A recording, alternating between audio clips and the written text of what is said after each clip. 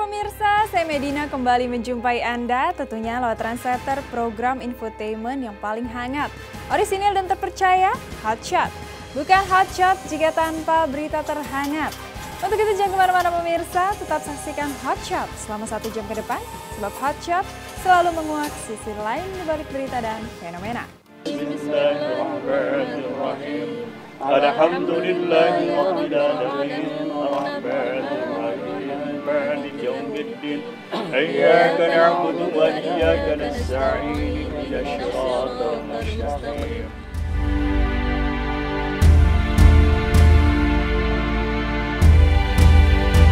Lagi dan lagi, air mata Pipik Dian Irawati tumpah.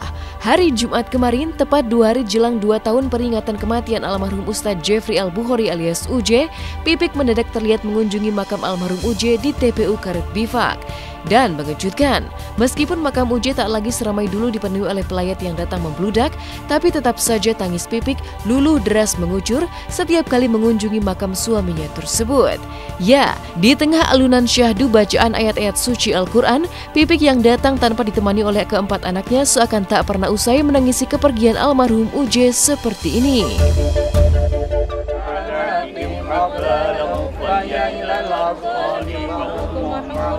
وجعلنا من بين أيديهم سدا ومن خلفهم سدا فغشيناهم فهم لا يبصرون وآية لهم أنا حملنا ذريتهم في الفلك المشحون وخلقنا لهم من مثله ما يركبون وإن نشأ بهم فلا صريخ لهم ولا هم ينقذون إلا رحمة منا ومتاعا إلى حين سلام قولا من رب رحيم سلام قولا من رب رحيم سلام قولا من رب رحيم وامتعت اليوم أيها المسلمون ألم أعد إليكم يا بني آدم ألا تعبدوا الشيطان إنه لكم عدو مبين. Air mata Pipik semakin deras bergulir ketika mendekati puncak doa yang dibacakan Pipik bersama teman-temannya. Ada apa dengan Pipik? 2 tahun telah berlalu sejak kecelakaan tragis merenggut nyawa almarhum UJ pada 26 April tahun 2013 lalu. Tapi mengapa hingga kini Pipik seolah belum bisa lepas dari air mata sedih menangisi makam UJ? Mungkinkah Pipik belum ikhlas melepas kematian UJ?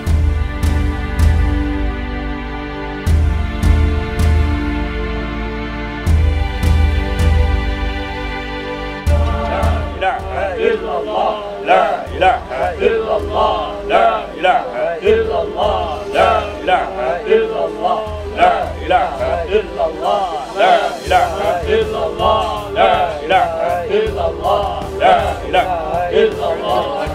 Maliki yaumiddin. Iyyaka na'budu wa iyyaka nasta'in. Ihdinas siratal mustaqim. Siratal ladzina an'amta 'alaihim ghairil maghdubi 'alaihim waladdallin. Jawab ya subhanakallahumma tahiyatum biassalam wa akhiru da'wakum alhamdulillahi rabbil alamin. Taqabbalallahu minkum ya Allah.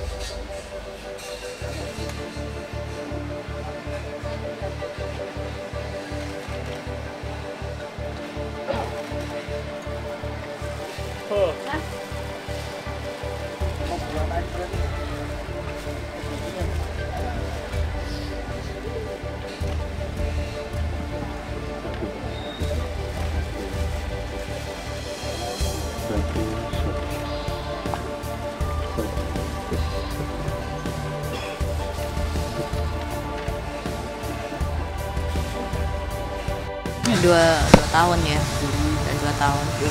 Jadi apa namanya ya menjelang 2 tahun lah almarhum. Itu manusiawi ya saat kita ziarah mengirimkan doa gitu, kebaikan buat beliau gitu, apapun gitu. Pasti yang diingat pasti semua sosok beliau selama menjadi suami, menjadi ayah gitu. Semua kenangan pasti langsung teringat semuanya gitu. Kalau sedih mah pastilah manusiawi sekali sih.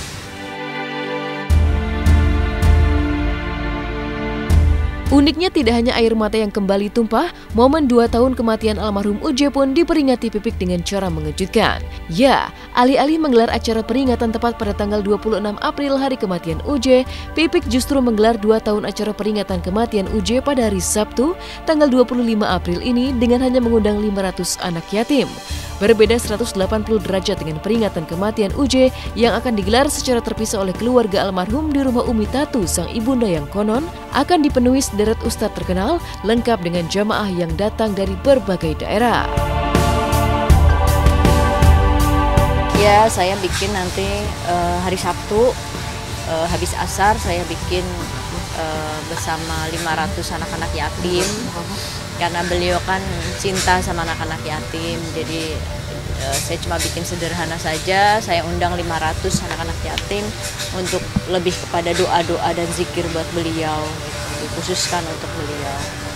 Kenapa saya bikinnya tanggal 25 habis asar? Karena kan tanggal 26-nya itu Umi Tatu bikin acara juga di pesantren, jadi supaya nggak bentrok gitu. Akhirnya ya udah saya bikinnya tanggal 25 habis asar. Itu kan kalau di Arab pergantian sudah masuk tanggal 26. Jadi saya bikin tanggal 25-nya lebih kepada sederhana aja sih. Doa sama anak-anak yatim, zikir, santunan. Terus tanggal 26-nya pagi bikin di pesantren. Terus 26 malamnya saya bikin sholawat ya, nada dan dakwah buat Uje. Sama-sama menggelar acara peringatan 2 tahun kematian almarhum Uje. Mengapa Pipik dan keluarga Uje tidak kompak menggelar acara bersama, tapi justru secara terpisah bahkan berbeda tanggal? Apa yang sebenarnya terjadi? Mau tak mau, teka-teki lama pun mencuat kembali ke permukaan. Sempat diterpa kabar konflik akibat makam Uje yang kemudian padam oleh potret akur Pipik dan Umi Tatu sang mertua. Mungkinkah kini konflik panas di antara Pipik dan keluarga Uje kembali mencuat? Entahlah, masih menjadi misteri. Yang pasti, meski jelas-jelas mengakui lebih senang jika makam almarhum Uje kembali dipugar menjadi seperti makam biasa, layaknya yang pernah dicetuskan oleh unit Dinas Pemakaman Jakarta Pusat, tapi Pipik kini hanya mengambil sikap pasrah karena konon mendapatkan pesan mimpi dari almarhum Uje.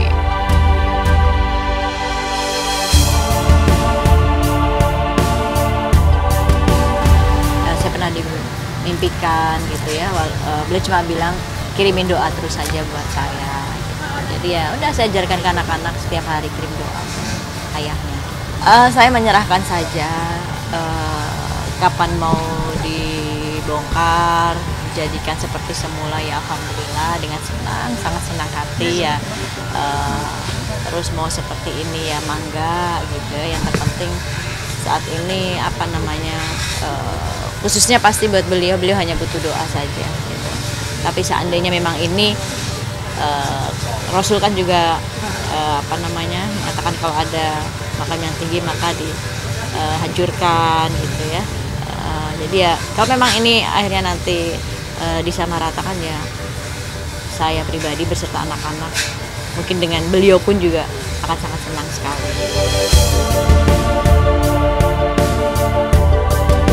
Ya, 2 tahun sepeninggal almarhum Uje, Pipik seolah tak lagi memiliki waktu untuk menatap ke belakang, melainkan terus menatap ke depan menghadapi ujian hidup yang bertubi-tubi datang.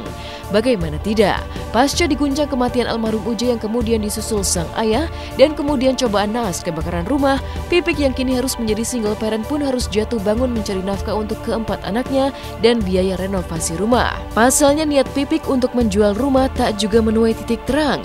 Setelah usaha butiknya juga hangus terbakar, kini satu-satunya mata pencarian Pipik hanyalah berdakwah. Sampai kapan Pipik sanggup bertahan berjuang seorang diri? 2 tahun pasca kepergian almarhum Uje, sanggupkah Pipik bertahan tanpa mencari pengganti Uje? Ya sampai saat ini yang melihat banyak, udah ada yang melihat, cuman mungkin masih cocok-cocokan gitu ya. Nah, sekarang kan kebetulan butik saya kan juga udah kebakar waktu kemarin di rumah, jadi ya memang merintis dari nol lagi. Alhamdulillah masih bersyukur, masih bahagia, masih dikasih rezeki sama Allah, masih bisa bertemu jamaah dalam dakwah, terus masih bisa ngurus anak, masih punya anak, itu masih punya anak-anak yang terus bersyukur, terus nggak pernah ngeluh di depan saya, itu saya udah bersyukur banget. Jadi, ada suami bisa dibikin bahagia sama Allah, nggak ada suami pun bisa dibikin bahagia, ada suami bisa dibikin nggak bahagia. Jadi ya udah saya gimana Allah saja. Kalau saatnya Allah pilih juga pasti akan dikirim gitu aja. Ngoyo banget sih. Saya saat ini cuma pengen ngurus anak, udah itu aja.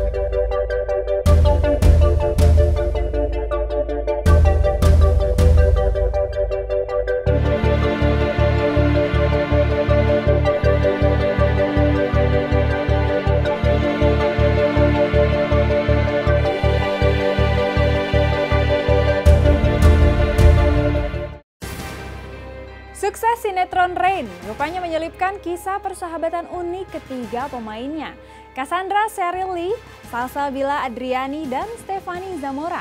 Ketiganya bahkan sudah bergabung dalam girl band LOV jauh sebelum membintangi sinetron Rain. Dan seperti apakah keakraban Cassandra, Salsa, dan Stephanie di lokasi syuting? Meskipun cantik-cantik, ternyata ketiganya mengembari makanan khas Jawa Barat yaitu combro.